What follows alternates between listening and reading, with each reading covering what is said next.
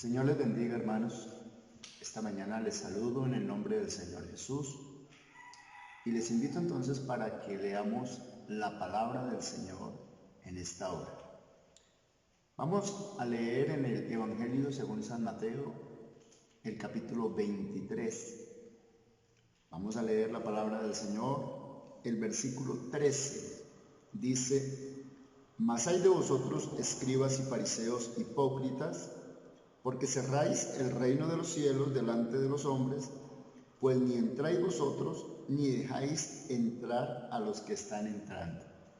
El versículo 23 dice: Hay de vosotros, escribas y fariseos hipócritas, porque diezmáis la menta y el eneldo y el comino, y dejáis lo más importante de la ley, la justicia, la misericordia y la fe. Esto era necesario hacer sin dejar de hacer aquello. El versículo 25 dice: Hay de vosotros, escribas y fariseos hipócritas, porque limpiáis lo de fuera del vaso y del plato, pero por dentro estáis llenos de robo y de injusticia.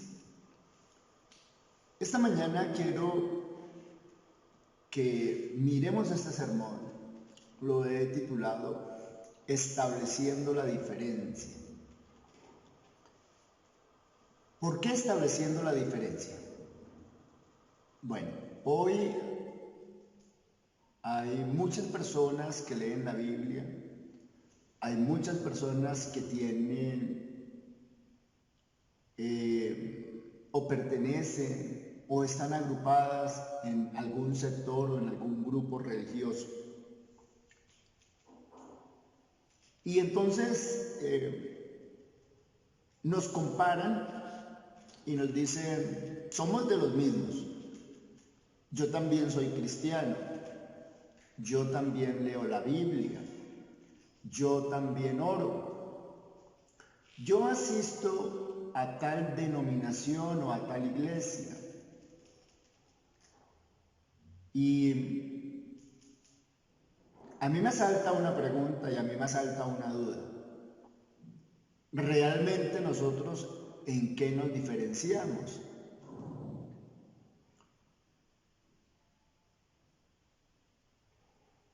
Las comparaciones son odiosas y de pronto suponer que nosotros somos mejores que los demás entraríamos en una vanagloria o en un orgullo espiritual que en vez de hacernos bien nos puede estar haciendo mucho mal. ¿Por qué digo que nos puede estar haciendo mucho mal? Porque nos enceguece, no nos deja ver nuestros propios errores. Al presumir nosotros que somos mejores, que estamos en mejores condiciones que los otros, que los demás, nos hace cerrar nuestros ojos para que haya una autocrítica y para que haya una permanente revisión de nuestras acciones. Cuando el Señor Jesús comienza a predicar el Evangelio, habían varios sectores religiosos. Estaban los fariseos, estaban los saduceos, estaban los escribas. Y obviamente estaban también los paganos. Por lo menos los fariseos, ellos sentían que hacían las cosas tan bien, tan perfectamente bien, que el Señor los censuró muchísimas veces y les habló fuerte. Y este capítulo 23 de Mateo justamente es una exhortación o una reprensión mejor fuerte hacia el estilo de vida de los fariseos y de los escribas. Y el Señor les habla claro y el Señor les habla muy de frente y les dice, por ejemplo, en el versículo 14 dice: Ay de vosotros, escribas y fariseos, hipócritas. El versículo 13 también les dice lo mismo. Ay de vosotros, escribas y fariseos, hipócritas. ¿Por qué el Señor les llama tan fuerte la atención? ¿Por qué los reprende de esa manera tan fuerte? Es porque los fariseos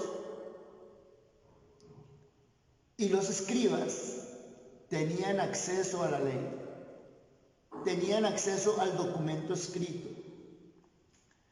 Pero además los fariseos se consideraban maestros, ellos se consideraban enseñadores. Por decirlo de alguna manera, hoy se considerarían evangelistas. El Señor en el versículo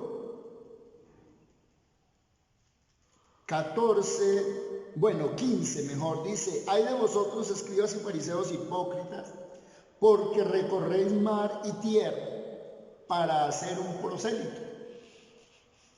¿Qué es un prosélito? Una persona que no es hebrea, que no es israelita, pero que se convierte a la religión de los hebreos, de los israelitas, al judaísmo. Eso es un prosélito. Entonces ellos se hacen circuncidar, entonces ellos comienzan a guardar los sábados, entonces ellos comienzan a guardar ciertos puntos de la ley, porque no es que los guarden todos. La Biblia, el Señor lo dijo claramente, que ninguno había guardado perfectamente la ley, ninguno había cumplido la ley. El único que cumplió la ley se llama Jesucristo, y el Señor sí lo dijo, que Él no vino para abrogar la ley, sino para cumplirla. Pero de resto, Pedro expresa, dice, eso fue un yugo que ni nosotros ni nuestros padres pudimos llevar. Entonces, los fariseos en su momento se consideraban los evangelistas de ahora, porque recorrían mar y tierra para hacer un prosélito, para ganarse a alguien al judaísmo.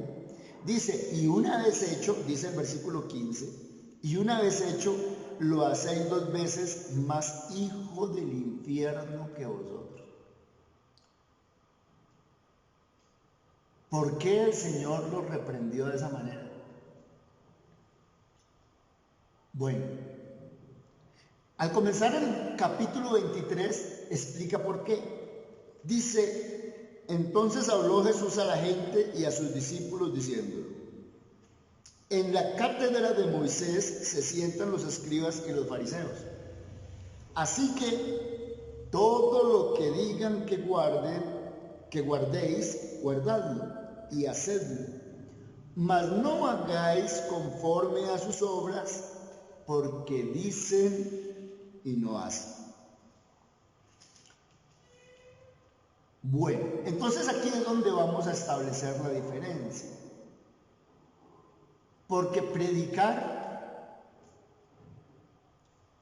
hacer un mensaje en una excelente oratoria, a veces se convierte muy fácil. Nuestro país tiene unos grandes oradores.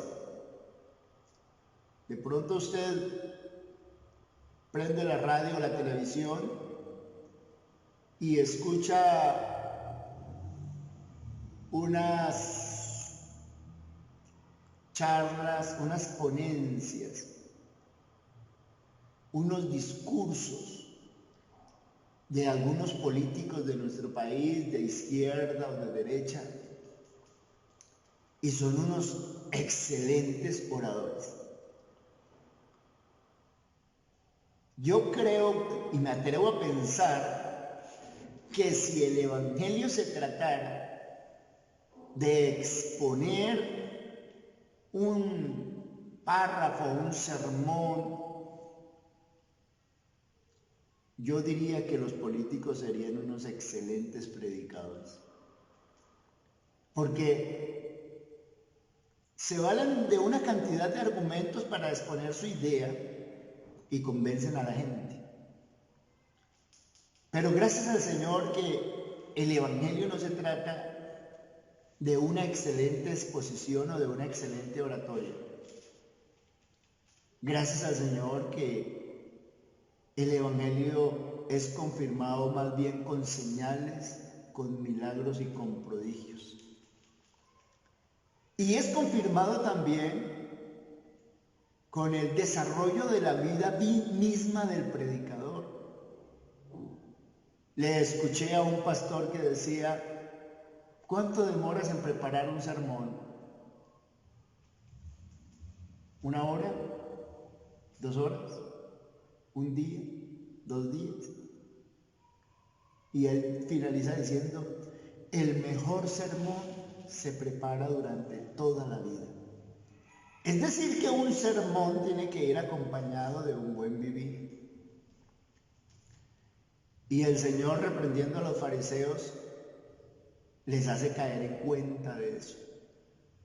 No era solamente la exposición de la palabra, debía de ir acompañada de un buen vivir. Yo he tomado unos apartes y fueron estos versículos porque todo el capítulo 23 de Mateo es el llamado de atención para los escribas y fariseos. Pero he tomado estos 3 versículos, el versículo 13, porque creo que tiene que ver mucho con nosotros. Dice: ay de vosotros, escribas y fariseos hipócritas, porque cerráis el reino de los cielos delante de los hombres, pues ni entráis vosotros, ni dejáis entrar a los que están entrando. ¿Cómo uno le estorba la entrada a alguien al reino de los cielos? Es fácil decirlo: el mal testimonio.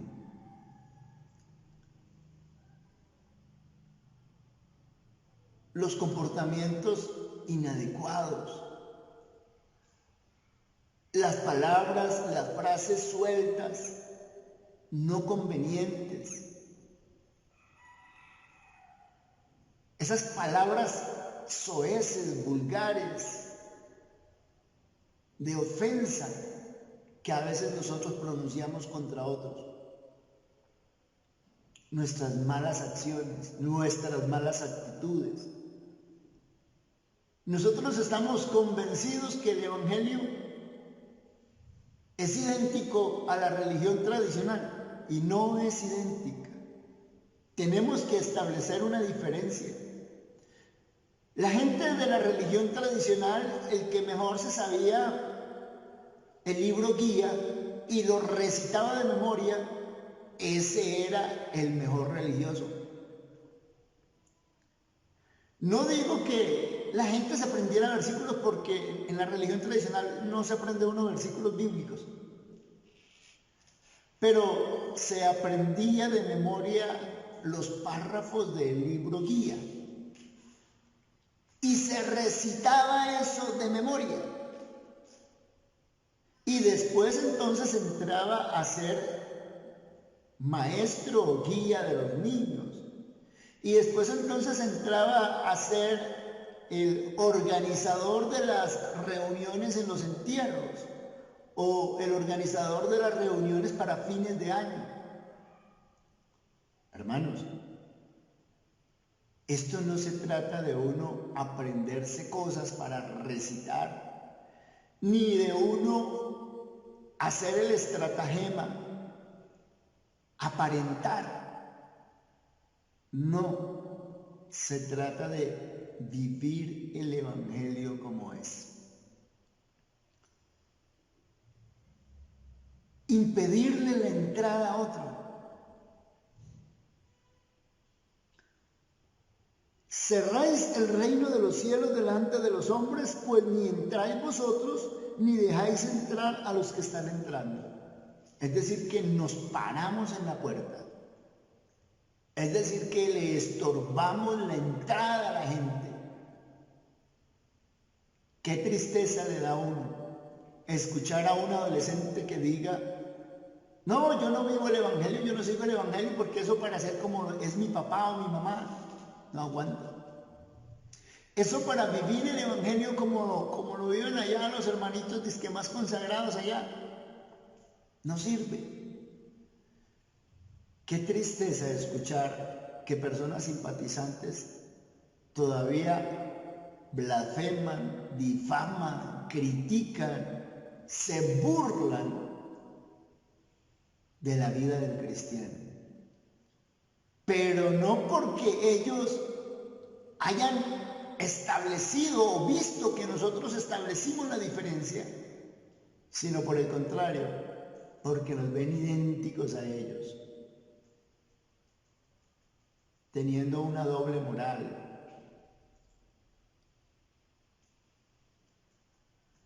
El versículo 23 dice: ay de vosotros, escribas y fariseos hipócritas, porque diezmáis la menta, el eneldo y el comino, y dejáis lo más importante de la ley, la justicia, la misericordia y la fe.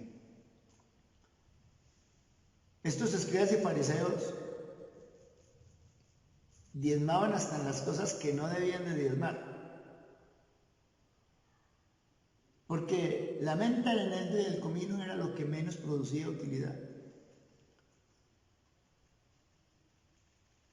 Pero ellos querían mostrarse muy religiosos, fanáticos,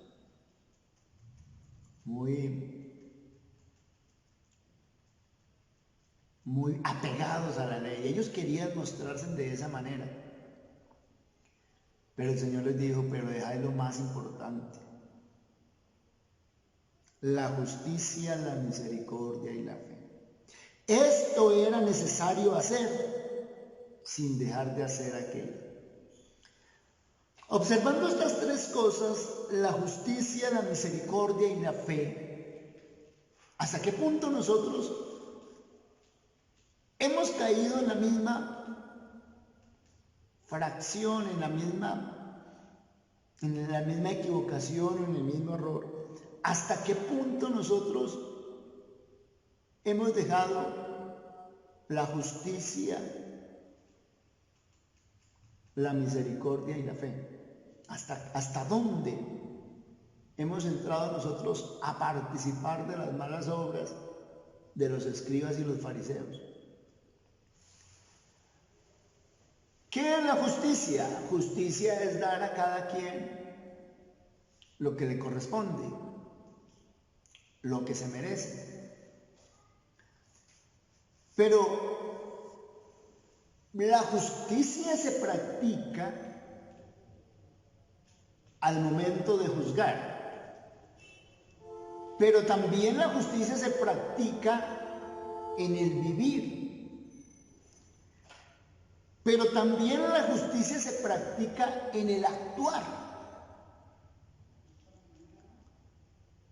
Cuando el Señor dice: pero ustedes dejaron la justicia,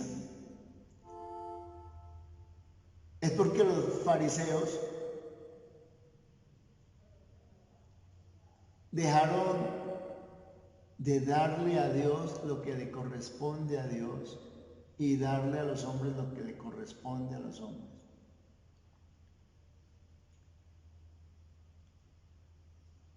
Pero eran atrevidos. Al Señor le preguntaron: ¿es lícito dar tributo a César o no?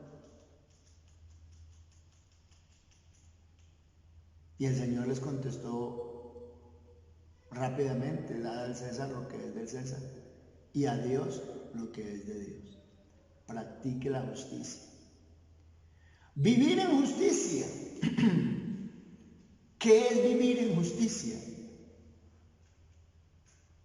Pues si el Señor ha perdonado el pecado de nuestra vida, no sirve volver a pecar. ¿Para qué?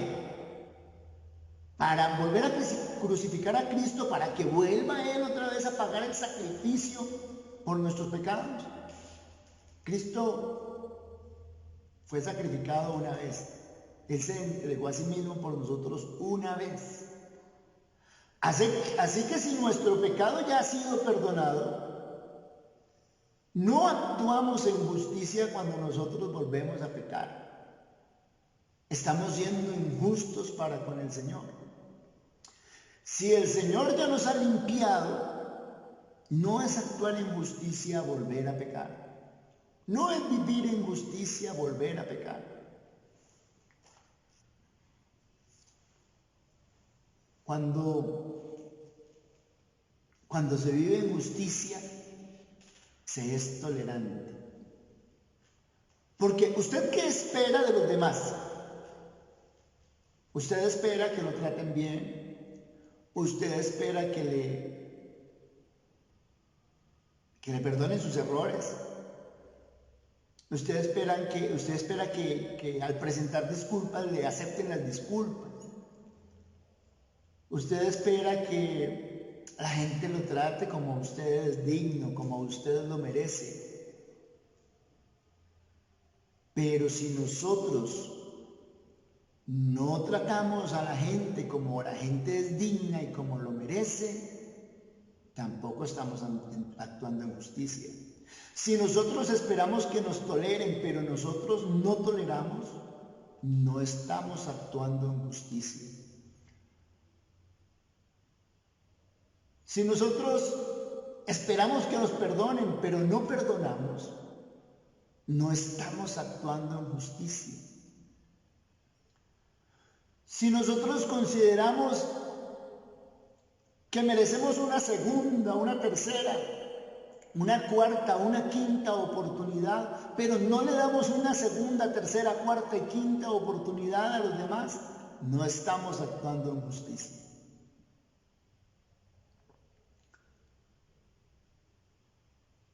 Pero dejasteis, le dice el Señor a los escribas y fariseos, dejasteis la justicia, la misericordia. La misericordia nos enseña a nosotros a amar. La misericordia nos enseña a nosotros a perdonar. La misericordia nos enseña a nosotros a considerar al otro. Aunque nosotros no seamos un dechado de virtudes, aunque nosotros de pronto no seamos tan malos tampoco, la misericordia nos enseña a entender las capacidades o discapacidades del otro. Cuando nosotros hablamos de la misericordia, es porque hemos reconocido que Dios ha tenido misericordia de nosotros. Yo no puedo decir que voy a ser muy misericordioso aun cuando nadie ha tenido misericordia de mí. Lo primero que yo me doy cuenta es que el Señor tuvo misericordia de mí. Que no era digno de ser perdonado, que yo no era digno de que mis pecados fueran expiados, que yo no era digno de que el Señor me hubiera mirado, pero Él me miró y Él me socorrió y Él me perdonó. Y eso hace que yo entienda qué es la misericordia. Porque si el Señor hubiera actuado en justicia conmigo, yo también hubiera tenido que pagar con mi vida el precio de mi pecado. Pero ¿cuál vida si ya no tenía? Entonces entiendo que Él en su misericordia puso su vida para volverla a tomar. Puso su vida por mí. Se sacrificó por mí.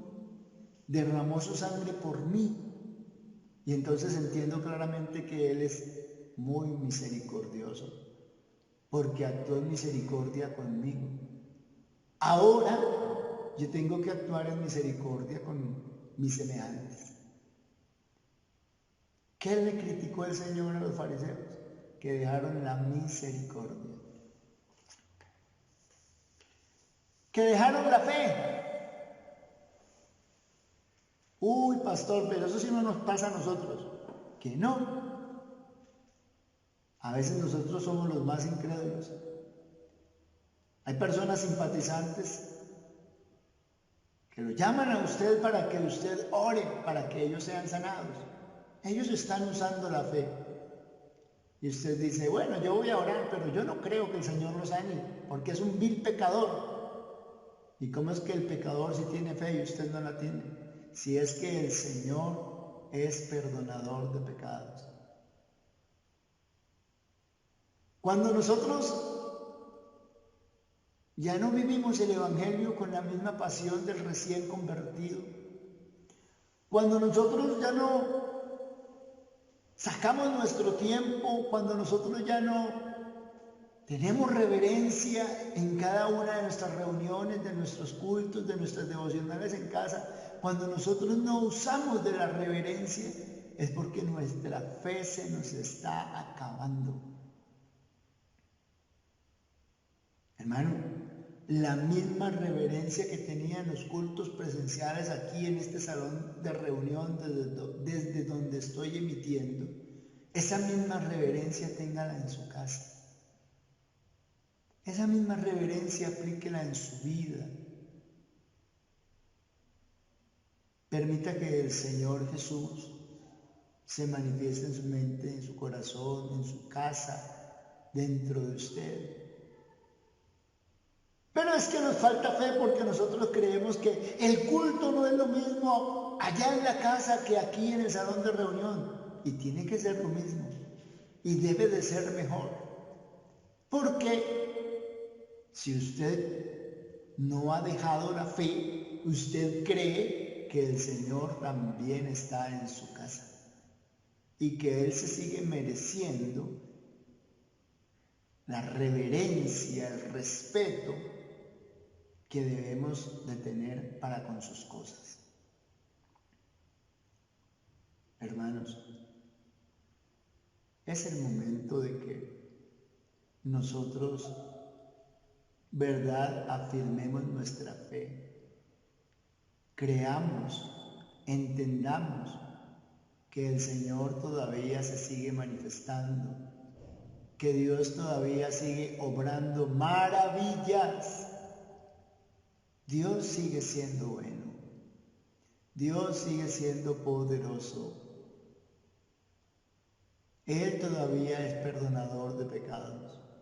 Todavía estamos en el tiempo de la gracia. Pero este tiempo está a punto de terminarse. Establezcamos la diferencia. Establezcamos la diferencia. ¿Qué nos puede diferenciar a nosotros entonces con gentes de otras denominaciones? Si ellos también leen la Biblia y también oran. Por lo menos que nosotros no hayamos dejado ni la misericordia, ni la justicia, ni la fe. Por lo menos que nosotros no nos quedemos en la puerta estorbando a los que están entrando. El versículo 25. Ay de vosotros, escribas y fariseos hipócritas, porque limpiáis lo de fuera del vaso y del plato, pero por dentro estáis llenos de robo y de injusticia. Verso 27. Ay de vosotros, escribas y fariseos hipócritas, porque sois semejantes a sepulcros blanqueados, que por fuera la verdad se muestran hermosos, mas por dentro están llenos de huesos de muertos y de toda inmundicia. ¿En dónde podemos establecer la diferencia? En que nosotros nos limpiamos por dentro y por fuera, que no vivimos solo de apariencias. Seguramente no estamos haciendo largas oraciones, que eso el Señor se lo criticó en el versículo 14, dice, ay de vosotros escribas y fariseos hipócritas, porque devoráis las casas de las viudas y como pretexto hacéis largas oraciones, por esto recibiréis mayor condenación, porque devoráis las casas de las viudas y como pretexto hacéis largas oraciones. Seguramente nosotros no somos los que dedicados a la oración. Hay personas que nos ganan, sí señor. Hay personas que se pegan sus madrugadas, sus trasnochadas. En medio de su ignorancia hay personas que hacen sus actos religiosos largos, fatigantes, y nosotros más bien como que queremos evitar la fatiga. Así que en términos religiosos nosotros no somos los mejores religiosos, pero el Señor tampoco nos está invitando para que hagamos un concurso aquí de Guinness Record, el que dure más hartas horas arrodillado y más hartas horas en ayuno. No, tampoco el Señor quiere aquí fanáticos religiosos sin tener un porqué. Pero el Señor sí quiere que vivamos una integralidad, que seamos íntegros, que si pretendemos estar limpios por fuera, mayormente lo estemos por dentro. No es solo aparentar. Hermano, no viva de apariencias. No entre a formar parte de la doctrina de los escribas y fariseos. El Señor le dijo a sus discípulos, guardaos de la doctrina de los escribas y fariseos. Y los discípulos le dijeron, eso es porque no trajimos pan, por eso dices que nos guardamos de la levadura de los fariseos. El Señor dice, no, es que ustedes no entienden. Les estoy diciendo y les dijo claramente que no tengan ustedes nada que ver con la doctrina de los fariseos. Porque es que ellos mandan hacer y no hacen, y mandan guardar y no guardan. Porque es que ellos atan cargas pesadas y difíciles de llevar y las ponen sobre los hombros de los hombres, pero ellos ni con un dedo quieren moverlas. Mire hermano querido, el Evangelio se trata de algo más, de realmente ser honestos, de realmente ser íntegros, de realmente poner en ejercicio la justicia, la misericordia y la fe. De eso se trata el Evangelio. No se trata de actos religiosos, no se trata de aparentar, no se trata de mostrar a los demás, se trata realmente del ser. Deje que Dios le transforme su ser. Deje que el Señor le cambie. Deje que el Señor le haga distinto. Hermanos, hagamos una oración en esta hora. Y digámosle al Señor que nos ayude para ser mejores cada día.